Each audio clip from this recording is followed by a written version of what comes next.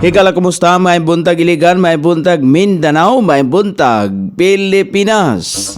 Adlaw nga Lunes karon sa 8 ni buwan sa Hulyo ning tuiga 2024. Sangan sa ato station manager Pastor Ruben Sulapas, kini ang inyong ka-isar kabisaya no AB ang muhatod sa hanay sa balita sa alas 7.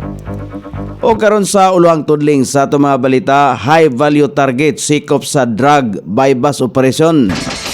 Mimbalot Falls sa Barangay Buroon, paninduton. Usa ka 2 milyones pesos nga pundo igahin sa gobyerno alang sa Hulo Airport Project sa probinsya sa Sulu. National Press Club na alarma sa nahimong pamahayag ni Cayetano nga napulo ka estasyon sa radyo nagpahigayon og scripted interviews. Philippine National Police CIDG nakatakdang magpasaka og kaso batok sa duha ka suspect sa pagpatay sa beauty queen og sa iyang BF nga Israeli. Balita sa gawas sa nasod, Indonesia og Pilipinas nagpahigayon og joint patrols sa kadagatan. Balita sa kinabuhing Kristohanon, 5 ka Kristohanon sa Nigeria gipatay sa Fulani militant.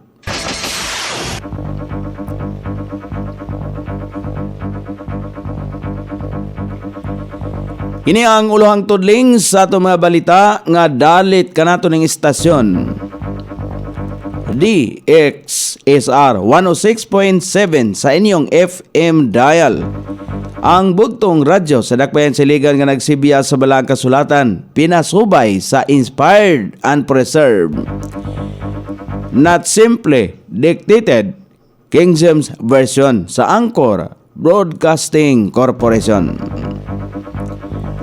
O karon sa kumpleto nga detalye, una sa balita dinhi sa Iligan, nagpahigayon og drug bypass operation ng mga operatiba sa Special Drug Enforcement Unit o SDEU sa Purok Size, Barangay Poblasyon ni Dakbayan, Siligan.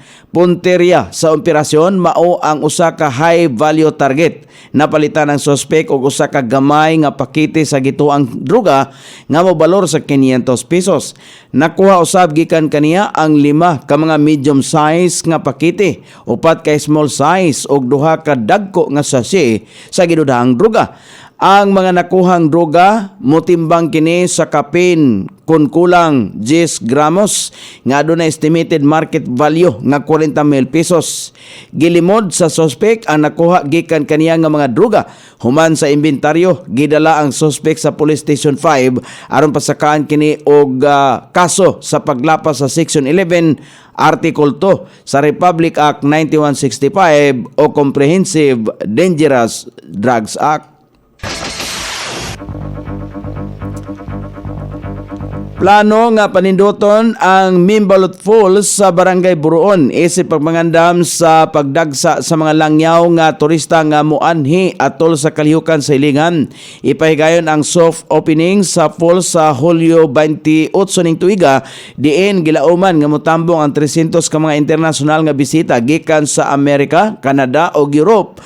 Samtang sa Setyembre ang opisyal nga paglusad nini. Butangan og mga nipahat o payag-payag ang mga Mimbalot Falls alang sa pagdisplay sa lain-laing pagkaong kultural. Sa buntag, muadto ang bisita sa Makapagal House, tour usab sila sa Tinago Falls ug Mimbalot Falls. Ang tour mulungtad og kapin 2 ka oras. Dalon usab sila sa usa ka resort alang sa paniuto diin i-serve kanila ang mga pagkaong maranaw. Ang mga bisita ipasuot og malong. Lingawon usab sila sa pasundayag sa ipag. Sumala pa ni City Administrator Dr. Darwin Manubag apil sa moabi-abi kanila ang mga kandidata sa Miss Iligan. Aduna exhibit usab, museum tour o pagpasundayag sa sayaw sa mga higaonon. Tumong nini nga kalihukan aron sa paghatag og labing maayong kasinatian sa mga internasyonal nga turista bahin sa kaanindot, kultura o ang kalihukan sa dakbayan sa Iligan. O karon sa balita sa kauluhan, gi-anunsyo ni Presidente Ferdinand Marcos Jr. nga magahin og usa ka gatos sa milyones pisos nga pondo ang gobyerno alang sa Hulo Airport Project sa probinsya sa Sulo sa pakigpulong sa Chief Executive sa pagpanghatag atol sa pagpanghatag sa Presidential Assistance sa Patikol Sulo. Gipahayag niining gisugyot niini nga kun unsa ang gikinahanglan alang sa rehabilitasyon sa Hulo Airport Development Project nga sa pagkaron nasugda na kini. Inisyal nga usa ka gatos milyones pisos nga pundo ang gamiton alang sa pagsugod sa nasong proyekto. Dakong tabang sa ekonomiya sa probinsya kon mapahapsay ang ilahang tugpahanan. Gipasalamatan usab sa presidente si Sulo Governor Abu Sakor Tan nga nahimo niining malinaw ng probinsya. Wala na usay natahong mga kidnapping incident sa probinsya dili sama sa nanglabayng mga katuigan. Dili na usab aktibo ang teroristang Abu Sayyaf tungod sa gipakusgan nga kampanya sa kagamahanan. Samtang nanawagan usab si Presidente Marcos sa mga local government units nga himuon ang tanang mga paningkamot nga maprotektahan og siguruhon ang kaluwasan sa mga mangingisda. Gipatutukan sa presidente ang naghitak nga illegal nga pagpangisda sa probinsya o gitahasan ang Sulo Maritime Police nga hingusgan ang ilang kampanya batok sa illegal fishing. Naalarma ang National Press Club of the Philippines sa nahimong pamahayag ni Senador Alan Peter Cayetano sa napulo ka mga istasyon sa radyo ang nagpahigayon og scripted interviews. Nangayo karon o katinawan si NPC President Lionel Abasula gikan sa magbabalaod nga makaapekto sa kredibilidad sa mainstream media. Nagsugod ang isyu sa init nga pagbinayluay sa mga masakit nga pamahayag nila ni Cayetano og Senadora Nancy Binay niadtong Hulyo 3 sa pagdungog sa Senate Committee on Accounts nga gipanguluhan ni Cayetano sa mga isyu nga nakapalibot sa bagong building sa Senado. Mainumduman nga kanhi gipanguluhan ni Binay ang nasoing komite apan niluwat kini human dihang aduna kini kadebate sa liderato sa Senado. Sa pagdungog gipamugos ni Cayetano nga posibleng nagpadala ang kampo ni Binay o mga advance nga pangutana tungod kay ang pipila ka mga istasyon sa radyo ang adunay susamang mga pangutana. Nagresulta kini sa pag-walk out ni Binay sa nasong pagdungog. Gisulti usab ni Abasula nga kini ang unang kahigayunan nga nadungog niya ang usa ka halangdon nga magbabalaod nga mihingalan sa iyang babaeng kauban nga senador nga buang, baliw ug marites tig pa katag og chismis sa usa ka pampubliko nga pagdungog nga kun asa gitawag niyang ungentleman. Gisulti usab ni Abasula nga natural lamang nga adunay mga higayon kun diin ang mga sakop sa media ang mangutana sa susamang mga pangutana sa init nga mga isyu nga adunay kalabutan sa public funds.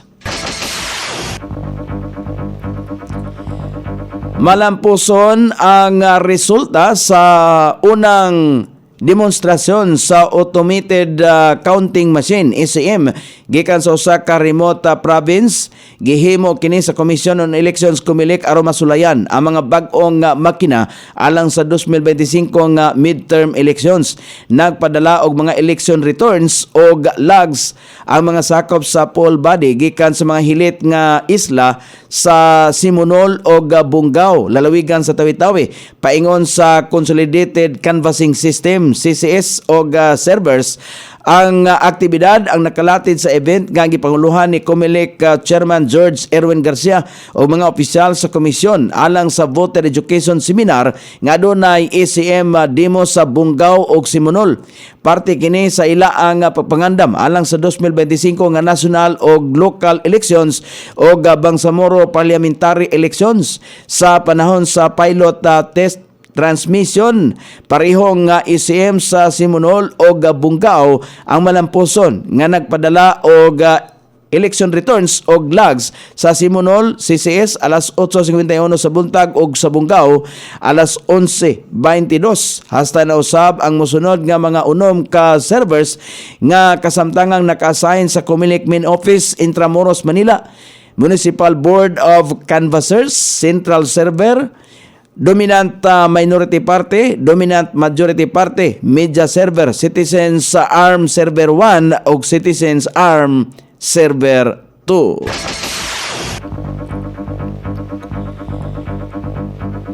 Gikumpirmar sa abogado sa pamilya ni Geneva Lopez nga nakrimit na ang patayng lawas sa Kapangpangan Beauty Queen nga napalgang patay sa hilit nga lugar sa Kapas, Tarlac, Hunyo 21, dihang nataho nga nawala ang Beauty Queen kauban ang iyang Israeli fiancé nga si Yetzia Cohen.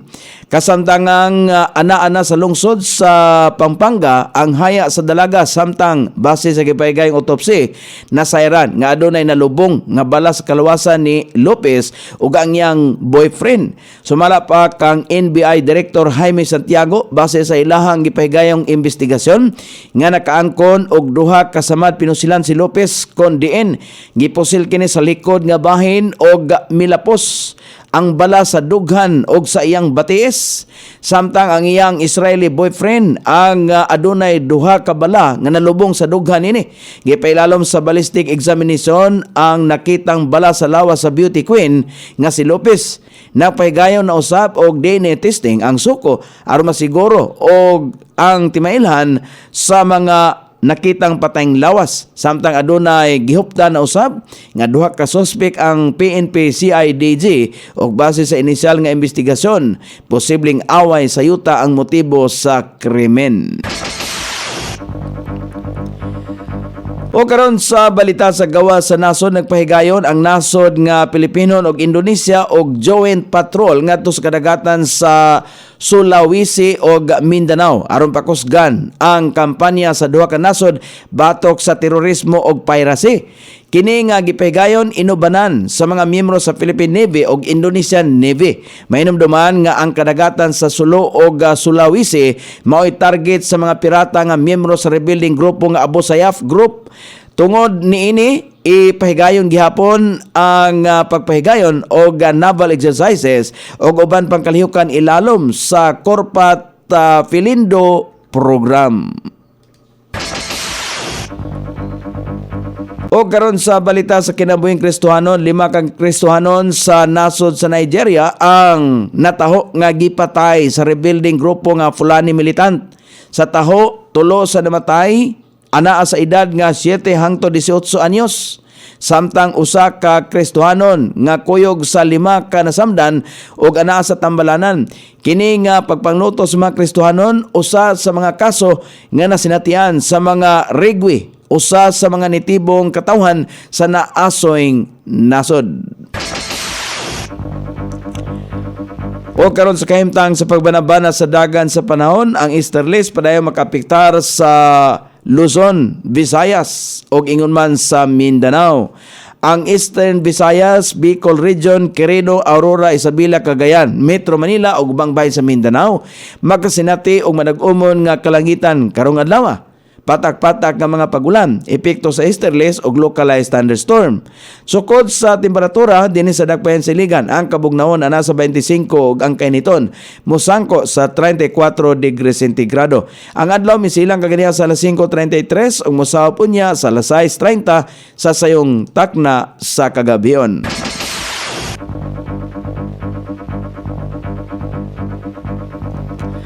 Inyong nabati ang ginatibuk ang hanay sa balita sa alas 7 nga dalit kanato ning istasyon. DXSR 106.7 sa inyong FM dial. Ang bugtong radyo sa Dakbayan Siligan nga nagsibya sa balaang kasulatan, pinasubay sa inspired and preserved, not simply dictated King James Version sa Anchor Broadcasting Corporation. Sangan sa tiksuat sa atong balitang international o sa kinabuhing Kristohanon Pitjan sa balitang lokal Coney Island. Sa ato station manager Pastor Ruben Sulapas. Kini ang inyong KSR Kabisaya Nonoy B. Magpasalamat ug maingon. Maayong buntag, Iligan.